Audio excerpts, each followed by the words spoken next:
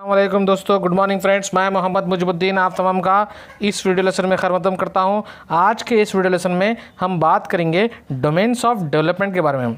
आज हम domains of development, principles of growth यानी कि नमू के उसूल, नमू के जो 3 उसूल हैं उन उसूलों को पढ़ेंगे। नशोनुमा के जो इलाके हैं यानी कि डोमेन्स ऑफ डेवलपमेंट जो है उन 3 इलाकों के बारे में बात करेंगे। इसके साथ साथ आज हम नमो और नशोनुमा से मुतालिक चंद अहम मालूमात को भी हासिल करने की कोशिश करते हुए प्रैक्टिस क्वेश्चंस को भी सॉल्व करने की कोशिश करेंगे। तो चलिए शुरू करते हैं। डियर फ्रेंड्स, जैसा कि हम जानते हैं कि उम्र के बढ़ने के साथ साथ बच्चों के अंदर होने वाली तब्दीलियों को नशोनुमा यानी कि डेवलपमेंट कहते हैं। नशोनुमा के 3 बड़े इलाके होते हैं। चाइल्ड डेवलपमेंट डोमेन्स जिसे कहते हैं। पहला इलाका होता है फिज़िकल डेवलपमेंट जिसको ग्रोथ भी कहते हैं, उर्दू में जिसको नमू भी कह सकते हैं हम, जिस्मानी नशोनुमा। दूसरा इलाका होता है कॉग्निटिव डेवलपमेंट जिसको हम उर्दू में वकूफ़ी इलाका कहते हैं। इस कॉग्निटिव डोमेन से ही ज़बान का ताल्लुक़ होता है, ज़बान के नशोनुमा का ताल्लुक़ वकूफ़ी नशोनुमा से होता है। ये बात थोड़ा आप नोट कर लें, राइट। तीसरा इलाका होता है सोशो इमोशनल डेवलपमेंट, इसके अंदर मोरल डेवलपमेंट भी आता है, ठीक है, जिसको उर्दू में समाजी जज्बाती नशोनुमा का इलाका कहते हैं। ये फ्रेंड्स, आइए अब हम नशोनुमा के माने थोड़ा समझने की कोशिश करेंगे। जब हम नशोनुमा के बारे में सोचते हैं तो हमेशा हमारे जहन में जिस्मानी तब्दीलियों का ख्याल आता है, क्योंकि इंसान के जिस्म में बाहरी तौर से होने वाली तब्दीलियाँ बासानी देखी जा सकती हैं। घर में अपने से छोटे बच्चों में, स्कूल के साथियों में और ख़ानदान में वालिदैन और बुज़ुर्गों को देखकर बासानी इन तब्दीलियों का तजिया किया जा सकता है। पैदाइश से लेकर मौत तक हम सिर्फ जिस्मानी तौर पर ही नहीं बदलते, बल्कि हमारे सोचने समझने का अंदाज़ भी बदलता है। हमारी ज़बान में भी तब्दीलियाँ आती हैं और समाज में हम नए नए रिश्ते भी बनाते हैं। याद रखिए कि ये तब्दीलियाँ किसी इंसान की ज़िंदगी के सिर्फ़ एक ही पहलू से मुताल्लिक़ नहीं होती, वो इंसान की पूरी ज़ात में समाई हुई होती हैं।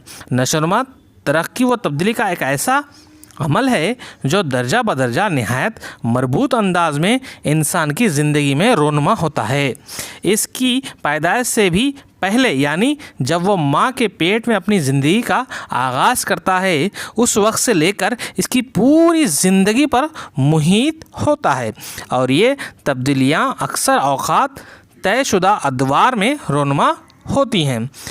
तब्दीली व तरक्की का ये अमल फ़रोग़ और तनज़्ज़ुल दोनों सूरतों में होता है। जैसा कि बुढ़ापे में देखा जाता है, नशोनुमा बहुत से अनासिर का मिला जुला रद्द अमल होता है। इसमें इसका वकूफ़ी यानी कि कॉग्निटिव, हयातियाती बायोलॉजिकल और समाजी जज्बाती अनासिर का नुमायाँ रोल होता है। जो तब्दीलियाँ माँ बाप से या अपने ख़ानदान से इंसान हासिल करता है, इनमें ख़द, वज़न, दिल, दिमाग और फेफड़ों की नशोनुमा वगैरह शामिल हैं और ये तमाम चीज़ें हयातियाती आमाल पर मुनहसर होती हैं यानी कि बायोलॉजिकल, राइट। आगे बढ़ते हैं। इर्तिक़ाई अमल में वकूफ़ी अमाल का हाथ भी होता है यानी कि कॉग्निटिव, और ये इंसान के सोचने समझने के अंदाज़, एहसास, तवज्जो पर मुनहसर होता है और हमारे बातचीत, मसाइल को सुलझाने के अंदाज़ और हमारे काम करने के अंदाज़ से ज़ाहिर होता है। समाजी व जज्बाती आमाल इंसान के दूसरे लोगों के साथ मेल जोल पर असरअंदाज होते हैं। ये इंसान की जज्बाती तब्दीलियों और इसकी शख्सियत से ज़ाहिर होता है।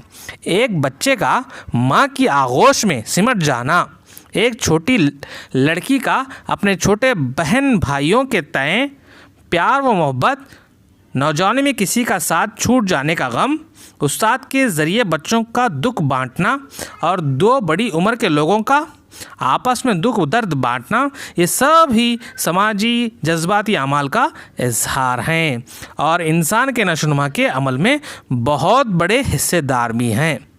मैं उम्मीद करता हूँ कि आपको बात समझ में आई होगी। डियर फ्रेंड्स, अब हम life span perspective on development के ताल्लुक से बात करेंगे।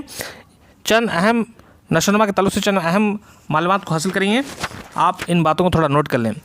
नशोनुमा पूरी ज़िंदगी जारी रहता है, यानी ये उम्र के हर हिस्से में ज़हूर पजीर होता है।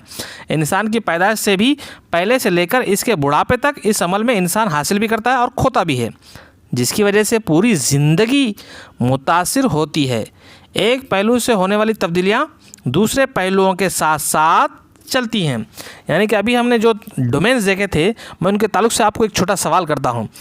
सवाल ये है, उनको समझने के लिए सवाल ये है, इन तीनों इलाकों में सबसे पहले कौन से इलाके में नशोनुमा पहले होती है? जवाब ये है कि तीनों नशोनुमा के इलाके साथ में चल रहे होते हैं, ये इंटर रिलेटेड होते हैं। आई बात समझ में? राइट। यानी कि पहले ये इलाके में होने के बाद दूसरे इलाकों में नशोनुमा होता होगा, बल्कि आप ऐसा मत समझिए, ये तीनों नशोनुमा के इलाके साथ में चल रहे होते हैं और ये इंटर रिलेटेड होते हैं। राइट। यानी कि एक पहलू से होने वाली तब्दीलियाँ दूसरे पहलुओं के साथ साथ चलती रहती हैं। राइट। आगे बढ़ते हैं।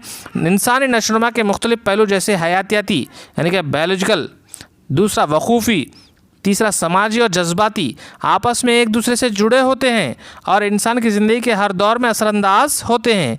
राइट। आगे बढ़ते हैं। नशोनुमा हर सिमत में होता है, मतलब ये इंसानी ज़िंदगी के अतराफ़ में फैला होता है। किसी एक पहलू पर होने वाली तब्दीलियाँ ज़्यादा हो सकती हैं तो दूसरी तरफ ये तब्दीलियाँ कम भी हो सकती हैं। मिसाल के तौर पर एक पुख्ता उम्र का इंसान अपने तजुर्बे की बुनियाद पर दानिशमंदाना फ़ैसले करता है, लेकिन उम्र बढ़ने के साथ साथ कुछ कामों में इसकी रफ्तार कम हो जाती है, जैसे दौड़ भाग का काम वो नहीं कर पाता। आई बात समझ में? डियर फ्रेंड्स, अब हम थोड़े नशोनुमा के ताल्लुक से अहम पॉइंट्स के बारे में बात करेंगे। राइट। नशोनुमा यानी कि डेवलपमेंट। नशोनुमा का मतलब है इंसान के जिस्म और वज़न में इजाफे के साथ साथ इसकी इल्मी महारतों और तर्ज अमल में होने वाली तब्दीलियों से। नशोनुमा से मुराद इंसानों में वाक़ होने वाली उन तब्दीलियों से है जो हमल से मौत तक जारी रहती हैं। डियर फ्रेंड्स, नशोनुमा में नमू के साथ साथ इसके जिस्मानी और जहनी तर्ज अमल में होने वाली तब्दीलियों से होता है। नशोनुमा एक मुसलसिल चलने वाला अमल है। नशोनुमा के ज़रिए इंसान में कैफियती तब्दीलियाँ आती हैं जो नमू की मकदारी या कमियती तब्दीली के साथ वाक़ होती हैं। नशोनुमा में नमू का जुज़ हमेशा जुड़ा हुआ होता है, यानी कि नमू के अंदर क्वांटिटेटिव चेंज आता है, जबकि नशोनुमा के अंदर क्वांटिटेटिव और क्वालिटेटिव दो किस्म के चेंज भी आते हैं। बढ़ते हैं। नशोनुमा में जिस्मानी आज़ा के साथ साथ ज़हनी, लिसानी, जज्बाती, समाजी, अखलाक़ी इर्तिक़ा सभी शामिल हैं। Dear friends, Crow and Crow के मुताबिक नशोनुमा एक साख्ती तब्दीली है। हर तब्दीली को नशोनुमा नहीं कह सकते हैं, ये एक मुसलसिल जारी रहने वाला अमल है। डियर फ्रेंड्स, नशोनुमा एक ऐसा अमल है जो इंसान की पूरी ज़िंदगी जारी रहता है। इस अमल के तहत होने वाली तब्दीलियाँ एक तयशुदा सिमत में होती हैं और अगले वो पिछले हालात से मुताल्लिक़ या जुड़ी होती हैं। मिसाल के तौर पर बीमारी की वजह से होने वाली कोई आर्जी तब्दीली नशोनुमा का हिस्सा नहीं होती। डियर फ्रेंड्स, अब हम डेवलपमेंट के जो डोमेन्स है उसमें से एक डोमेन है फिज़िकल डेवलपमेंट, जिसको ग्रोथ भी कहते हैं, उर्दू में नमू कहते हैं। उसके बारे में बात करेंगे। नमू से मुराद इंसान की जिसामत और वज़न में होने वाले इजाफे से होता है। नमू एक ऐसा पहलू है जिसके अंदर तब्दीली को नापा और तोला जा सकता है, यानी कि मेजर कर सकते हैं इसको। राइट। यानी कि जो भी चेंज होता है इसको मेजर कर सकते हैं, जिसकी पैमाइश कर सकते हैं, जैसे लंबाई, ऊंचाई, वज़न वगैरह। नमू सिर्फ जिस्मानी आज़ा और इनकी अमली क़ुव्वतों में होने वाले इजाफे तक महदूद रहती है। डियर फ्रेंड्स, अब हम बात करेंगे प्रिंसिपल्स ऑफ फिजिकल डेवलपमेंट यानी ग्रोथ। नमू के उसूल। नमू के 3 अहम उसूल हैं। पहला है सिफेलोकोडल, दूसरा है प्रॉक्सिमोडिस्टल, तीसरा है gross motor skills to fine motor skills. Cephalocaudal का मतलब क्या है? सिफेलोकोडल का मतलब ये है कि सिफेलो का मतलब सर, कोडल का मतलब पैर, यानी कि सर से पैर की तरफ। डियर फ्रेंड्स, सिफेलोकोडल प्रिंसिपल के मुताबिक बच्चे का जो ग्रोथ होता है वो टॉप टू बॉटम अप्रोच होता है, यानी कि हेड टू टो होता है, सर से शुरू होकर पैर पे ख़त्म होता है। इसीलिए बच्चा जब पैदाइश होती है बच्चे की, तो उस सूरत में बच्चे का पहले सर बड़ा होता है, सर डेवलप होता है, उसके बाद बच्चा बैठना शुरू करता है, फिर उसके बाद चलना शुरू करता है। बढ़ते हैं आगे। अगला उसूल है प्रॉक्सिमोडिस्टल। इस उसूल के मुताबिक ग्रोथ जो होती है वो सेंटर टू पेरिफेरी की जानिब होती है, यानी कि मरकज से बाहर की तरफ होती है। राइट। आखिरी उसूल है gross motor skills to fine motor skills. इस उसूल के मुताबिक बच्चे के अंदर पहले उसके जो उज़लात होते हैं, बड़े उज़लात जो होते हैं वो उस पर बच्चा पहले कंट्रोल हासिल करता है, बाद में फाइन मोटर स्किल्स यानी कि छोटे उज़लात जो होते हैं उस पर कंट्रोल हासिल करता है।